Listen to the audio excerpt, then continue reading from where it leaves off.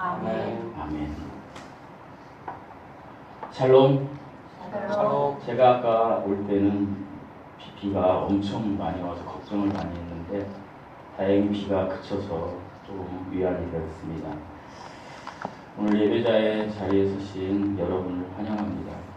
지난주와 이번 주가 휴가철이죠. 특별히 휴가철에는 예배도 휴가를 가시는 분들이 많습니다. 그런데 우리가 알아야 될 사실이 있습니다. 우리 예배는 휴가가 없습니다. 그리스도인들은 영성을 회복하기 위해서는 예배의 자리에 가야만 되는 것입니다. 그러니까 이런 이야기입니다. 주일날 우리 교회에 와서 예배 드리는 거 매우 중요하죠. 왜냐하면 제가 아무도 없으면 설교하기가 너무 마음이 아프니까. 그런데 그보다 더 중요한 것이 있습니다. 휴가를 그렇다고 가지 말라는 이야기가 아닙니다. 휴가는 가셔야 됩니다. 쉬어야 되죠. 하나님께서 우리 인생이 쉼표를 주셨습니다. 그리스도인에게는 마침표가 없습니다. 우리 죽음 이후에는 우리는 영원히 안식할 수 있는 곳으로 가지 않습니까? 그러니까 휴가는 가셔야 되는데 휴가지에 가셔서도 그곳에서 우리나라 전국 방방곡곡에 교회가 없는 곳이 없습니다. 예배의 자리에 서시라는 이야기입니다. 예배의 자리를 사모하는 여러분이 되시기 바랍니다. 여러분을 사랑하고 환영합니다. 신약성경에 특별히 우리가 보고 있는 사복음서 중에 마가복음에는 예수님을 만난 사람들의 이야기가 다양하게 기록되어 있습니다. 예수님께서 부르신 예수님의 제자들뿐만 아니라 니고데모와 같은 명성이 있는 분, 그리고 세상에서 약간은 소외받았던 수가성 여인 같은 그런 분들도 계셨습니다. 이분들이 모두 예수님의 은혜 가운데 예수님을 만나서 예수님의 자녀가 되었고 우리처럼 구원받은 사람들의 축복의 사람들이 되었습니다. 그런데 이렇게 소개하는 이런 사람들만 있었던 것이 아닙니다. 복음서에 보면 제자들이나 니고데모나 수가성 여인처럼 구원받은 사람들도 있지만 그러나 예수님을 만났으나 세상으로 다시 돌아가고 구원받지 못한 채 죽어간 사람들도 있습니다. 그 대표적인 인물이 부자 청년입니다. 부자 청년은 이 세상에 있는 것들을 많이 소유하고 그리고 예수님을 직접적으로 만나는 그러한 은혜를 누렸습니다. 하지만 그럼에도 불구하고 그는 구원받는 대열에 서지 못했다는 사실입니다. 예수님을 만났다고 해서 오늘날에도 다 구원받는 게 아니라는 사실입니다.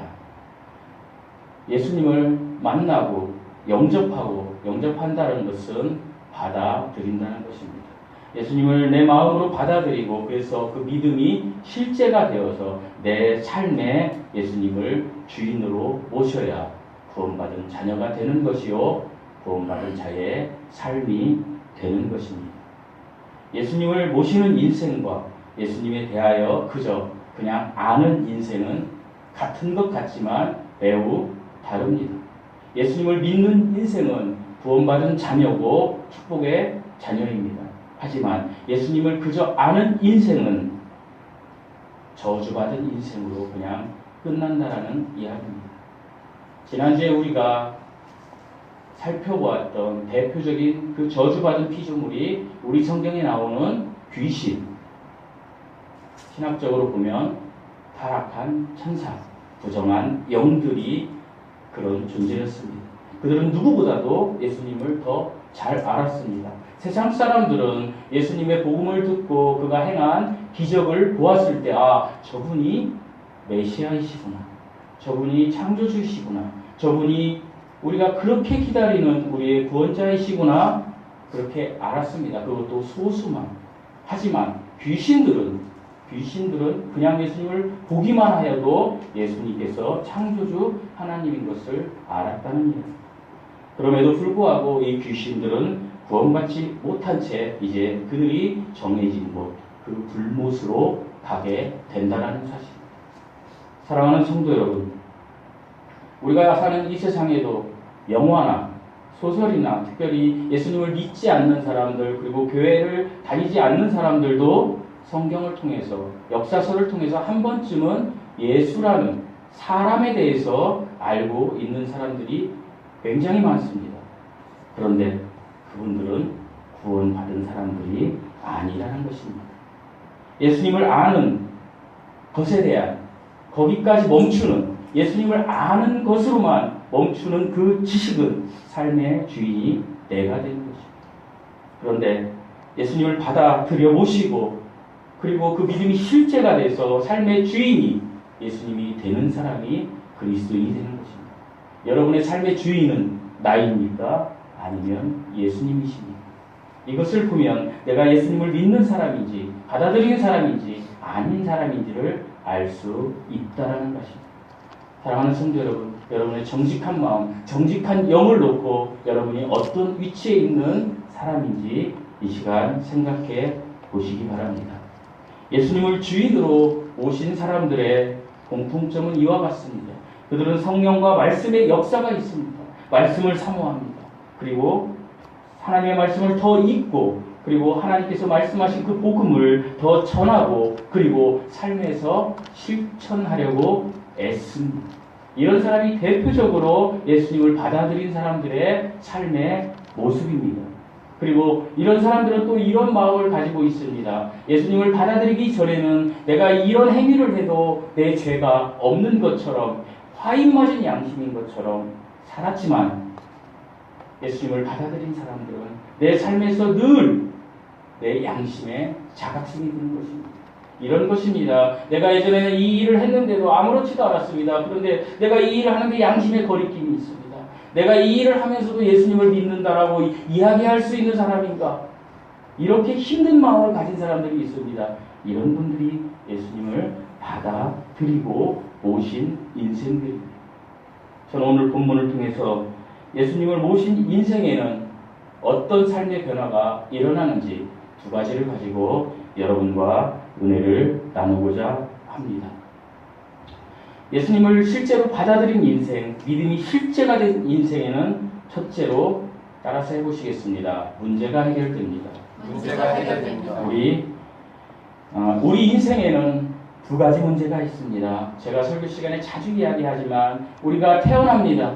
우리가 태어나서 요람에서 그리고 우리는 죽습니다. 무덤까지 가게 됩니다. 우리가 태어나는 순간에 우리는 당면한 한 가지 문제를 직면하게 됩니다. 그것은 인간의 원래 문제입니다.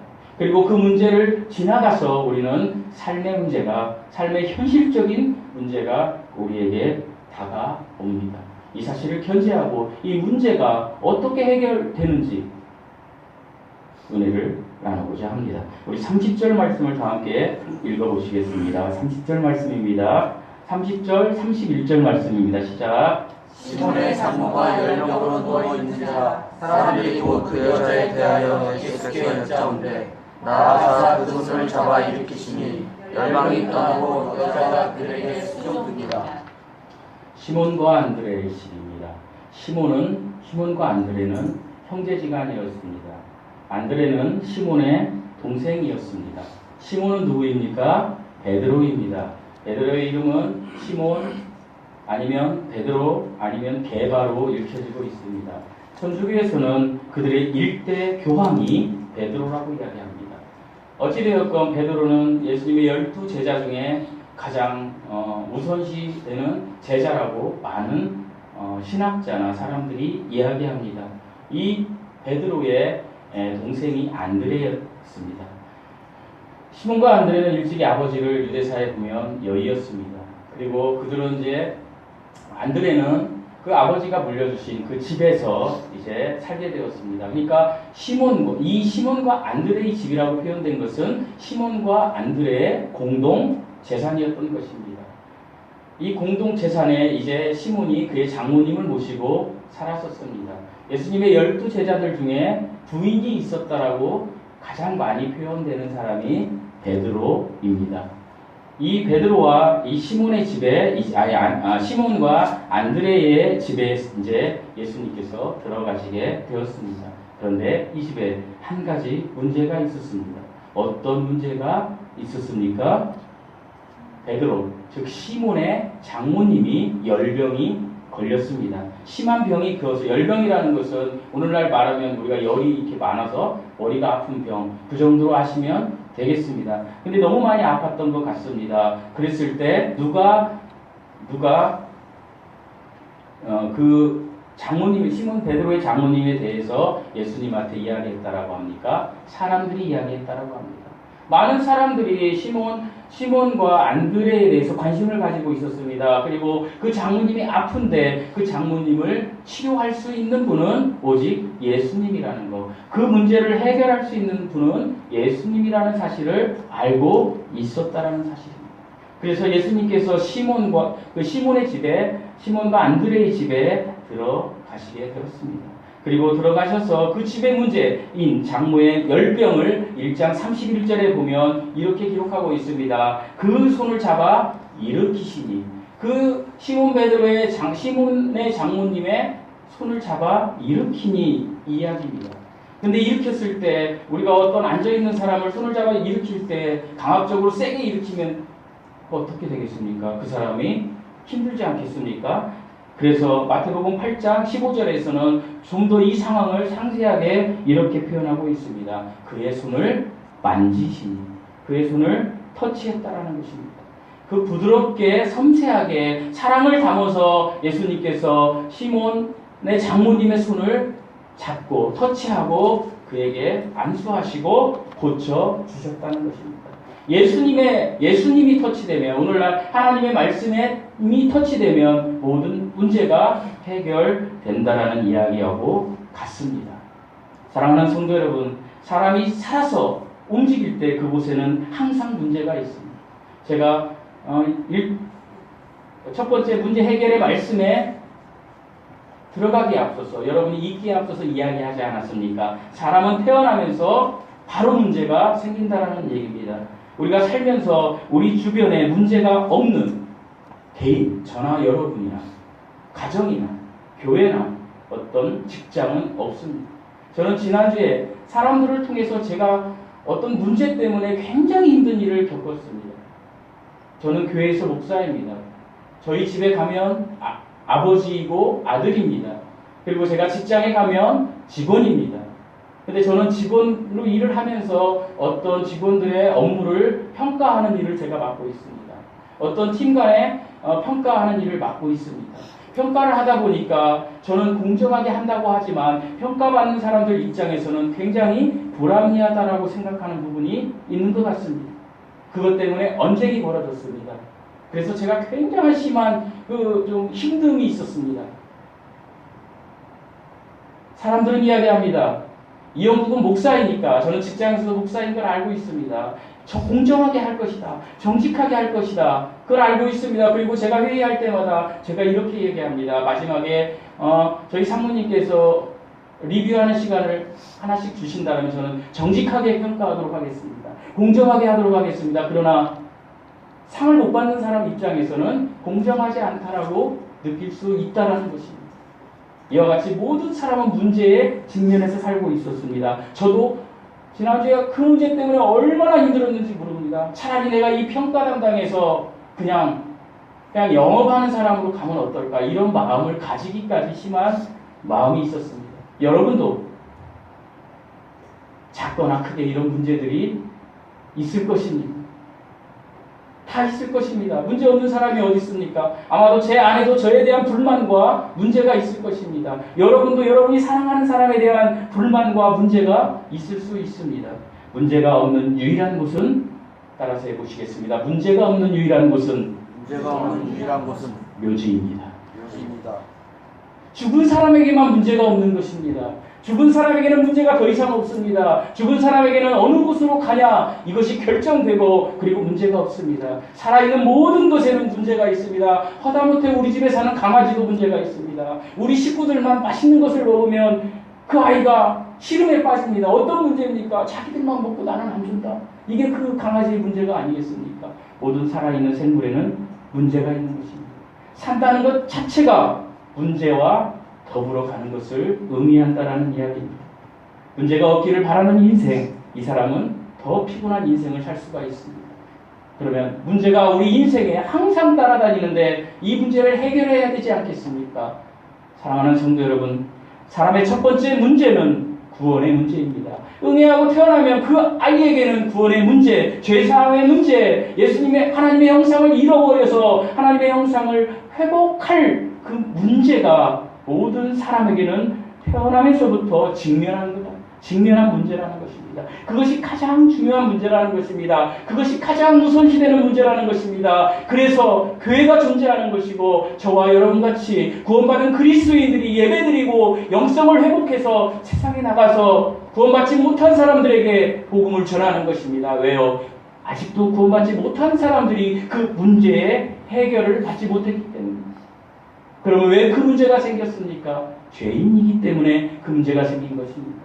여러분, 지난주에도 제가 말씀드렸지만 죄를 지어서 죄인이 아닙니다. 저도 죄를 많이 짓습니다. 부끄러운 죄도 많이 짓습니다. 생각도 많이 합니다. 여러분도 그렇지 않습니까? 이 목사 너만 그런데 어떻게 강단에서 설교할 수 있니? 이렇게 생각하는 사람은 오산입니다. 왜요? 여러분도 똑같기 때문입니다. 저와. 그러나 그 죄를 지었다 그래서 우리가 사람들이 이야기하는 도덕적인 선, 이거를 지었다 그래서 우리가 죄인이 아니라는 사실입니다. 우리는 죄를 지어서 죄인이 아니고, 따라서 해보시겠습니다. 우리는 하나님의 형상을 잃어버려서 죄인입니다. 이 문제를 해결해야 된다는 것입니다. 사랑하는 성도 여러분, 여러분 중에 오늘 제가 설교하는데 나는 태어나면서부터 하나님을 알았어요 라고 하는 사람은 더 이상 이 구원의 설교에, 제 설교에 설교를 듣지 않아도 됩니다. 그러나 그런 사람은 단 한 명도 없다라는 겁니다. 우리는 가장 큰 문제인 1순위의 문제, 모든 사람에게 있는 이 문제를 해결해야 합니다. 8월에 전쟁설이 있습니다. 지난 4월보다도 더 심각한 전쟁이 벌어질 수 있다고 합니다. 그것은 우리의 노력이 아닙니다. 미국이 어떻게 하냐에 따라서 전쟁이 일어나서 많은 수백만의 사람이 죽을 수 있다고 합니다. 특별히 수도권에 있는 사람들은 많은 3분의 2가 죽을 거라고 제가 유튜브를 보니까 그렇습니다. 그럼 그 3분의 2에 저와 여러분이 들어가지 말라는 법이 어디 있습니까? 그러면 우리에게 가장 큰 문제가 무엇이겠습니까? 구원의 문제입니다. 그런데 여러분은 구원받고 죄사함 받고 예수 그리스도를 통해서 하나님께서 의인이라고 칭함을 받고 이 자리에 계시지 않습니까? 설령 우리 중에 아직도 예수 그리스도를 믿어서 그 믿음이 실제가 되지 않고 의인이란 칭함을 받지 못하신 분은 이 문제에 대해서 심각하게 생각하고 예수 그리스도를 이 시간에 영접하시기 바랍니다. 이 문제를 해결하셔야 됩니다. 이 문제를 해결하셔야 본질적인 근원의 문제가 해결되는 것입니다. 이 문제의 해결자는 우리 주 예수 그리스도이십니다. 칭의는 죄가 없어서 의인이 아니고 예수 그리스도의 완전한 의로 옷을 입어서 하나님이 의인이라고 선언하신 것입니다. 내가 죄인이었는데 예수 그리스도의 보혈의 피로 의를 입어서 내가 옷 입어서 내가 영원히 살 수 있는 구원자의 반열에 섰다는 것입니다. 하나님께서 우리를 예수님과 같은 존재로 보신다는 사실입니다. 사랑하는 성도 여러분, 예수님을 받아들이십시오. 예수님을 받아들이시면 하나님께서 여러분을 예수님과 똑같은 존재로 보신다는 사실입니다. 이것이 칭의입니다. 사람은 태어나면서 이 칭의의 문제를 해결해야 됩니다. 내가 의인이라고 스스로 이야기하는 것이 아니고 하나님이 의인이라고 인정하시는 길에 들어서야 된다는 것입니다. 이 길에 들어서기 위해서는 예수 그리스도를 믿어야 됩니다. 사랑하는 성도 여러분, 그러면 이 문제를 해결한 저와 여러분이 그리스도인이 되었습니다. 그러면 더 이상 우리에게는 문제가 없습니까? 아닙니다. 문제가 계속해서 있습니다. 삶 속의 문제가, 삶에서 살아가면서 겪는 문제가 우리에게 있다라는 사실입니다. 이럴 때 이 문제 앞에 그 환경과 사람을 두려워하지 말고 이제 더 이상 그 환경에 겁먹지 말고 사람을 통해서 뭔가 해결하려고 하지 말고 그보다 더 차원이 높으신 곳에 계신 우리 주 예수 그리스도를 의지하고 그 문제를 예수 그리스도께 맡기십시오. 세상에서 가장 불행한 사람은 이 문제를 내가 해결하려고 하는 사람입니다. 그리고 어떤 사람을 통해서 그 사람의 인과관계를 통해서 내가 이 문제를 해결하려고 하는 사람이 가장 어리석은 사람입니다. 우리는 이 문제를 하나님 앞에 가지고 나가야 됩니다. 마태복음 11장 28절에서 예수님이 이렇게 말씀하시지 않았습니까? 따라서 해보시겠습니다. 수고하고 무거운 짐진 자들아 무거운 짐진 자들아 다 내게로 오라. 다 내게로 오라. 내가 너희를 쉬게 하리라. 내가 너희를 쉬게 여러분 하리라. 문제가 있습니까? 하나님이 여러분을 쉬게 하실 것입니다. 이 문제를 가지고 나가십시오. 수많은 적들이 나를 보유하고 수많은 환경들이 나를 힘들게 해도 당당하게 선언하십시오. 나는 그리스도인이다. 그래서 나는 이 문제를 해결할 수 있다. 나는 승리할 것이다. 이렇게 단언하게 선언하십시오. 그러면 승리가 여러분에게 있습니다. 열왕기하 10장 17절에서 18절에 보면 이런 내용이 있습니다. 아람의 군대가 이제 북이스라엘을 쳐들어옵니다. 아람은 지금의 시리아입니다. 제가 누차 설명했지만 조금 이해하기 편하게 하면 아람은 중국, 북이스라엘은 북한, 남유다는 우리가 사는 남한이라고 생각하십시오. 자, 아람 시리아가 이제 중국이 북한을 쳐들어왔다는 얘기입니다. 다 포위합니다. 그러니까 그 북이스라엘, 그러니까 북한에 살던 사람 중에 대언자, 그 유명한 대언자가 있었습니다. 엘리사라는 대언자입니다. 이 엘리사라는 대언자가 있었는데 그에게는 사환이 있었습니다. 그러니까 엘리사를 이렇게 섬기는 사람이었죠. 사환 게하시가 있었습니다. 게하시가 이렇게 이야기합니다. 아람 군대가 와서 두렵습니다. 그러니까 엘리사에게 이렇게 이야기합니다. 내 주여, 우리가 어찌하리이까? 북한군이 총소리를 겨누고 지금 여기를 다 에워싸고 1분 후면 그 총으로 와서 우리를 다 쏴 죽일 수 있는 그런 상황이라는 이야기입니다. 그렇게 할 때 저와 여러분이 어떻게 할까 걱정하고 있는 것입니다. 얼마나 긴박한 상황입니까? 그럴 때 엘리사가 이렇게 이야기합니다. 두려워하지 말라. 사랑하는 성도 여러분, 예수님께서도 이렇게 저와 여러분에게 이야기하십니다. 넘지 못할 산이 계십니까? 그런 문제가 계십니까? 그럴 때 예수님은 이렇게 얘기하십니다. 두려워하지 말라. 인생의 폭풍우보다 더 큰 내가 있다. 누가요? 제가 아니라. 내가 오해하면 안 돼요. 제가 아니에요. 예수님이 있다는 것입니다. 예수님이 있다. 문제 해결자이신 창조주가 있다. 어떠한 것도 다 해결하신 창조주가 있다. 내가 너에게 알려준 전화번호가 있다. 오늘 이 시간 이후로는 저와 여러분 이 전화번호를 잊지 마시기 바랍니다.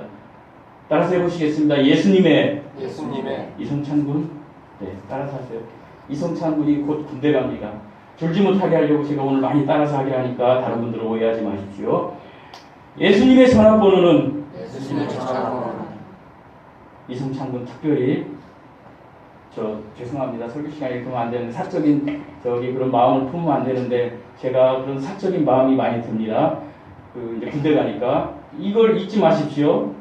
예수님의 전화번호는 예레미야 33장 3절입니다. 사랑하는 성도 여러분, 저와 여러분에게 주어진 예수님의 전화번호는 예레미야 33장 3절입니다. 잊어버리지 마십시오. 어떤 문제에 직면했습니까? 그러면 전화하십시오. 여러분에게 하나님이 주신 전화번호는 예레미야 33장 3절입니다. 어느 곳에서라도 예수님께 전화하십시오. 예수님의 전화는 무응답이 없습니다. 여러분, 요즘 핸드폰이 많이 있지 않습니까? 그런데 내가 전화 받기 싫으면 안 받지 않습니까? 그러면 상대방이 어떤 실망합니다. 전화를 안 받을까? 그리고 어떤 때는 통화 중입니다. 이야기를 하고 싶은데, 이 해결받고 싶은데 전화를 안 받으니 소통이 안 되지 않습니까? 그런데 예수님의 전화는 통화 중도 없고 무응답도 없으십니다. 그리고 그 문제의 해결을 위해서 예수님이 항상 열어놓고 계십니다. 그 예수님의 전화번호는 예레미야 33장 3절입니다. 제가 읽어보겠습니다. 너는 내게 부르짖으라. 내가 내게 응답하겠고 내가 알지 못하는 크고 비밀한 일을 내게 보이리라. 아멘. 이 구절을 외우십시오. 외우시고 이대로 실행하십시오. 그러면 모든 문제 해결자이신 예수님이 여러분의 삶을 주관하실 것입니다. 어떠한 어려운 환경에서도 여러분이 승리할 것입니다. 이 은혜가 여러분 모두에게 임하시기를 간절히 축원드립니다. 아멘. 예수님을 보시면, 예수님이 우리 집에 들어오시면, 특별히 집은 사랑으로 표현하면 마음으로 많이 표현됩니다. 예수님을 내 마음에 모시면 두 번째 나타나는 현상이 있습니다. 따라서 해보시겠습니다. 섬기는 사람이 됩니다. 우리 31절 말씀을 다시 한번 읽어보시겠습니다. 31절 말씀입니다. 시작. 나아가사 백성을 잡아 일으키시니 10명 떠나고 여자와 자들에게 수종드니라. 시몬의 장모가 이제 10명이 떠나가고 어떻게 따라옵니까? 그 여자가, 시몬의 장모가 수종 드니라. 헬라어 원형으로 보면 수종든이라는 미완료 과거형으로 기록되었습니다. 미완료 과거형이라는 것은 쉽게 이야기하면 그 일을 해결받고 계속 섬겼다라는 얘기입니다. 수종든이라는 계속 섬겼다라는 이야기입니다. 그때 병이 나서 잠깐 그 은혜를 아는 것이 아닙니다. 계속 그랬다는 것입니다. 계속해서. 끊이지 않게. 사랑하는 성도 여러분, 보통 사람들은 은혜를 물에 새기고 악한 것은 뭐 바위에 새긴다고 하지 않습니까? 그런데 이 사람은 그 첫사랑을 계속 생각하면서 실제로 예수님 십자가상까지 따라갔던 게 유대사에 나옵니다. 베드로의 장모는 그 다음 성경에 많이 나오지 않지만 예수님을 계속 따라다니면서 섬김의 일을 했습니다. 그래서 여기서 수종들다라는 말은 디아코니아, 디아코네오라는 헬라어 말입니다. 이것은 영어의 데콘에서 데콘이 유래된 말입니다. 데콘이 뭐지 아십니까? 집사라는 뜻입니다. 집사가 수종드는 것에서 나왔습니다. 제가 이렇게 이야기한다고 오해하지 마십시오. 제가 연도 말에 이제 부활의 확신이 있으시죠? 네. 그러면 형제님, 자매님 집사직분 받으시죠? 그럼 아니요. 이렇게 하는 분들은 섬기려고 하는 마음이 없는 분들입니다. 여러분, 집사가 어떤 포지션 위치가 아닙니다. 수종드는 위치입니다. 집사, 수종드는 위치입니다. 권사, 수종드는 위치입니다. 목사, 수종드는 위치입니다. 언제까지요? 계속. 예수님께서 이렇게 이야기하지 않으셨습니까? 인자는 무엇입니까? 하나님이 사람으로 온 것은, 인자가 사람의 아들로 온 것은 뭐 들어왔다고요? 또 혼나겠네요. 전라도 말이 뭐 들어가 있나 가지고. 인자가 온 것은 섬기러 온 것이 아니요. 어떻게 하라고요? 섬김을 받으러 오신 것이 아니고 섬기러 왔다라고 했습니다. 섬김을 받으려고 하나님이 오신 것이 아닙니다. 섬기려고 오신 것입니다. 그런데 그 하나님의 자녀가 됐던 우리들 역시 예수님께서 하신 대로 섬겨야 되지 않겠습니까? 섬기고 헌신해야 되지 않겠습니까? 사랑하는 성도 여러분, 은혜 받은 사람의 증거, 은혜 받은 사람의 삶의 결과물은 섬김과 헌신입니다. 내가 구원받았다고 하면서도 아직도 섬김과 헌신이 없는 분들은 자각하셔야 됩니다.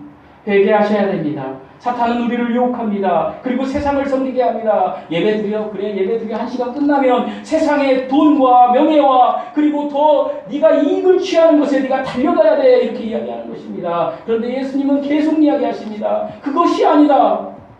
내가 이야기한 거 예수 그리스도의 향기를 드러내고 네가 정말로 나를 진정으로 예수 그리스도를 진정으로 삶의 주인으로 모셨다면 내가 했던 일을 해야 된다.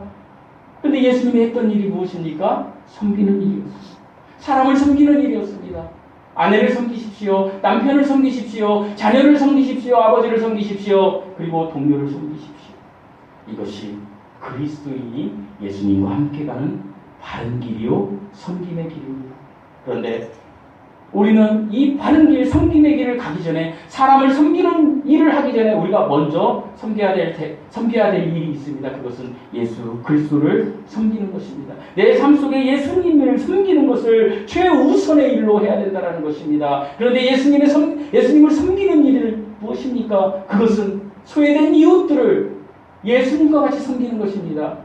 내가 높은 사람들, 나에게 인물 있는 사람들에게만 내가 다가가는 것이 아닙니다. 내 짜투리 시간을 예레미야 33장 3절을 가지고 두려워하지 않고 하나님 앞에 드리고 그리고 전화를 해서 하나님 앞에 하나님 내가 이 자매를 이 형제를 섬겨야 되는데 하나님 내가 이것이 필요합니다. 순간순간 생각이 떠오를 때마다 하나님 나는 보잘것없고 나는 할 수 없지만 하나님께서 해주시면 내가 그 일을 할 수 있습니다. 하나님 감사합니다. 하나님 이것을 해주실 수 있도록 나를 사용해 주십시오라고 하셔야 된다는 것이요. 이것이 예수님을 섬기는 것입니다. 예수님을 섬기는 것은 즉 기도하는 것입니다. 부르짖는 것입니다. 그리고 예수님께서 주신 그 은사를 통해서 여러분이 사람을 섬기는 사람이 되는 것입니다. 사랑하는 성도 여러분, 삶 속에 어떠한 두려움과 어떠한 문제와 어떠한 고통이 온다 할지라도 이렇게 고백하십시오. 예수님만이 저의 안식처입니다. 예수님만이 저의 모든 것이 되십니다. 감사합니다. 예수님 사랑합니다. 예수님 사랑을 섬기겠습니다. 그렇게 고백하십시오. 섬김은 손해보는 것이 아닙니다. 사람은 태어나면서 이제 살아가면서 섬기는 것보다는 섬김을 받으려고 하는 것이 사람의 속성입니다. 왜 그럴까요? 하나님의 형상을 잃어버렸기 때문에 사람은 섬김을 받으려고 합니다. 내가 나보다 말을 더 잘하려고 하고, 내가 나보다 더 부유하게 되려고 하고, 내가 나보다 더 힘이 세게 되려고 하고, 이것이 사람의 본성입니다. 그러나 사랑하는 성도 여러분, 적어도 우리가 그리스도인이었다면 예수님께서 마태복음 20장 28절에서 아까 얘기하신 것처럼 예수님이 섬기러 오신 것처럼 여러분도 이제 섬김의 삶을 살아야 된다는 것입니다. 내가 20살이 돼도, 내가 30살이 돼도, 40살이 돼도, 50살이, 60살, 70살이 돼도 아직도 내가 섬김을 받으려는 그러한 삶의 모습으로 살아간다면 여전히 그 문제의 해결자이신 예수님이 내 안에 없으신 것입니다. 예수님이 진정으로 내 안에 오셨다라면 예수님이 자기 십자가상에서 자기 목숨을 다 대속물로 내놓으시고 우리를 섬기셨던 것처럼 우리도 그런 모습을 보여야 한다는 것입니다. 예와 한 가지를 말씀드리고 말씀을 마치겠습니다. 미국의 가장 좋은 대학교라고 하는 대학교가 많은 분들이 아시지만 하버드 대학교입니다. 이 하버드 대학교에 수재가 있었습니다. 이 수재는 엄청나게 공부를 잘했기 때문에 대학교를 졸업하고 대학원을 졸업해서 석사 그리고 박사가 되어서 이 대학교 모교의 교수가 되었습니다. 이 사람은 아는 분들은 알지만 굉장히 유명한 박사님이십니다. 헨리 누엔 박사님이십니다. 그런데 어느 날 이 박사님이 연구물도 많았고 여러 가지 것들이 많았기 때문에 부유했습니다. 더 이상 이 세상에서는 모든 누릴 걸 다 가지신 분입니다. 그런데 어느 날 이분이 갑자기 교수직을 사임합니다. 그리고 이분이 정신박약자 수용시설에 들어갑니다. 정신직체 이상자, 요즘은 조울증이라고도 많이 얘기하죠. 그 박약자 시설에 들어가서 이제 허드렛 일을 합니다. 신발을 정리하고 그 정신박약자들이 밥을 먹다가 수저를 던져서 밥알이 튄 것들을 다 줬습니다. 그리고 행정이 필요하다면 복사를 합니다. 그리고 파쇄가 필요하다면 파쇄도 합니다. 그리고 모든 허드렛 일을 하는 복지원의 직원으로 정식으로 취직을 합니다. 이것이 전 세계의 화제가 되었습니다. 모든 사람들, 보통 사람들은 성적이 높은 곳을 향해서 달려가지 않습니까? 직장에서는 승진하려고, 세상 사업에서는 돈 벌려고, 그저 그것을 위해서 달려가는데 이 사람은 그것이 다 있었습니다. 높은 직위와 그리고 돈도 많았고 명예도 있었습니다. 그 책도 약 20권 정도가 자기가 쓴 것이 베스트셀러가 되어서 더 이상 누릴 영예가 없을 만큼 큰 사람이 그걸 다 버리고 정신박약아들의 배설물과 토한 그런 배설물들과 모든 것들을 다 치우고 그 힘든 곳을 목욕시키고 그 힘든 일을 하는 것입니다. 그러니까 사람